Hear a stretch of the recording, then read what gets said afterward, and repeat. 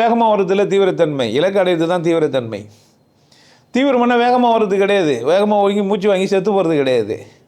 எது இலக்கு அதை அடையிறதுக்கு நடந்து போகணுமா ஓடணுமான்னு முடிவு பண்ணணும். ஒரு கல்லாக எடுத்துன்னு போகலாம், ஒன்றும் தப்பு கிடையாது. 10 கல் தூக்கின்னு போய் 10 நிமிஷம் உட்காந்துருந்தீங்கன்னா வேஸ்ட்டு. ஒரு கல்லாக காலம் ஃபுல்லாக தூக்கினே இருக்கலாம்.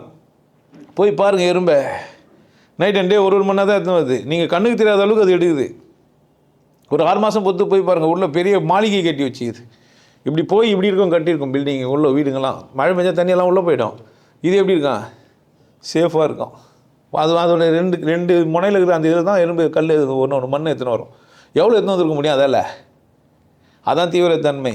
தீவிரத்தன்மைன்னா தீவிரமாக செய்யறதில்லை, இலக்கை நோக்கி அடைவேன், அடைந்தே தீருவேன் அப்படின்றது தான் தீவிரத்தன்மை. புரிஞ்சிச்சா என்ன சொல்கிறேன்னு? தீவிரத்தன்மைன்றது வேகம் கிடையாது, விவேகம் தான் தீவிரத்தன்மை. சினவெடுத்த தோள்களும் தீட்டிய வாள்களும் போதாது.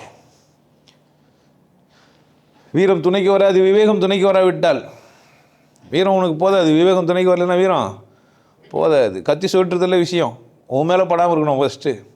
அவன் மேலேயும் எங்கே பண்ணணுமோ அங்கே தான் பண்ணணும்.